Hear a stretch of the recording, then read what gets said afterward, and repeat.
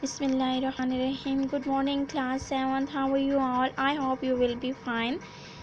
In previous video, we did paragraph number 3 and 4, and now we will start from the paragraph number 5. This is on page number 4. Mentioned it in class 4 at the top of the page.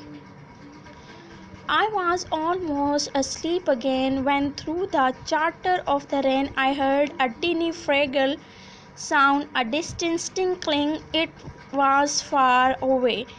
मैं तकरीबन दोबारा सो ही गया था कि जब मुझे तेज़ बारिश में एक हल्की सी आवाज़ सुनाई दी. ये बारिश के कतरों की आवाज़ थी.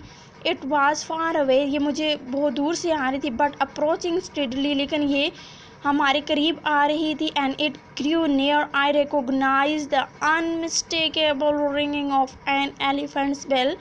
लेकिन जैसे ये हमारे करीब आई तो मैंने इसको पहचान लिया, बगैर किसी गलती के पहचान लिया कि ये एक एलिफेंट की बेल की आवाज़ है.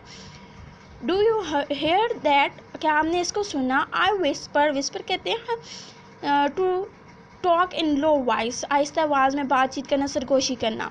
To the Hisnaug. मैंने हिसन ऑग से पूछा क्या आपको आवाज़ सुनाई? Is it? ये क्या है? इट इज़ काव और शेविड हॉग. ये कोई काव है, कोई गाय है, ये शेविड हॉग की आवाज़ है. N O C knows an elephant by its bell. एक जो एलिफेंट राइडर होता है उसी कहते हैं एलिफेंट राइडर को. एक ऐसा राइडर जो एलिफेंट राइडर होता है वो अपनी एलिफेंट को अपनी बेल से पहचान है. It is by the following that sound that he locate his mount every.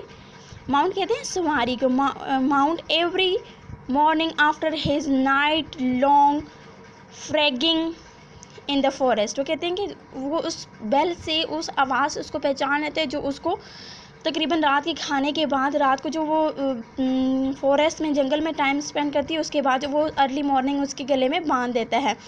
Perhaps शायद. आई वेंटर्ड. मैंने खतरा महसूस किया. शेविड हॉग was panicked by the storm. वो कह रहे हैं कि मैंने उसको अपना खदशा जाहिर किया कि हो सकता है शेविड हॉग जो है वो ये शेविड हॉग ही हो और वो स्टॉर्म कहते हैं तूफ़ान से. और वो कह रहे हैं कि पैनिक, दहशत ज़्यादा हो जाना. वो कह रहे हैं कि क्या पता, मैंने अपना खदशा जाहिर किया कि हो सकता है कि ये शेविड हॉग ही हो और वो इससे स्टॉर्म से, तूफ़ान से जो है वो पैनिक हो गई हो. Perhaps she managed to break loose of her fitter. हो सकता है उसने जो है वो अपनी हथकड़ी को जो है वो खोल दिया हो या रस्सी को तोड़ दिया हो. If she had broken loose, अगर उसने रस्सी तोड़ दी है, खुद को आज़ाद कर दिया है. The Hisanok said.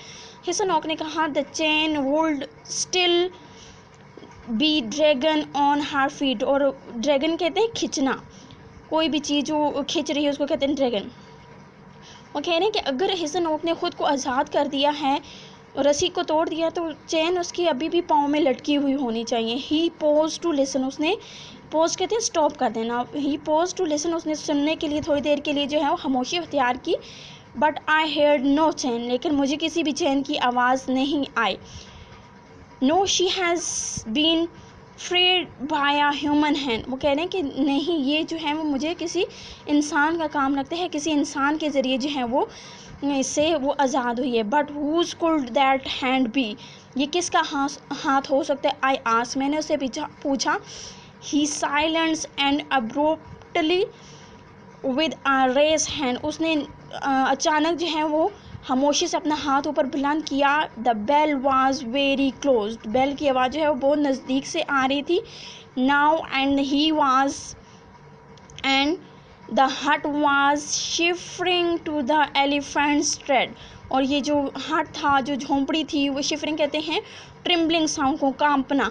अब जो उसकी आवाज़ से जो है वो एलिफेंट के पाँव के रखने की आवाज़ से, एलिफेंट के पाँव के रखने की आवाज़ से जो है वो अब झोंपड़ी कांप रही थी. I started to move towards the ladder. मैंने सीढ़ी की तरफ जो है वो चलना स्टार्ट किया. But the Hisnaug pulled me back. लेकिन हिसनॉक ने मुझे पीछे की तरफ खींच दिया. No, he said stay here. लेकिन उसने कहा नहीं, यहाँ पर ही आप थोड़ी देर रेस्ट करो.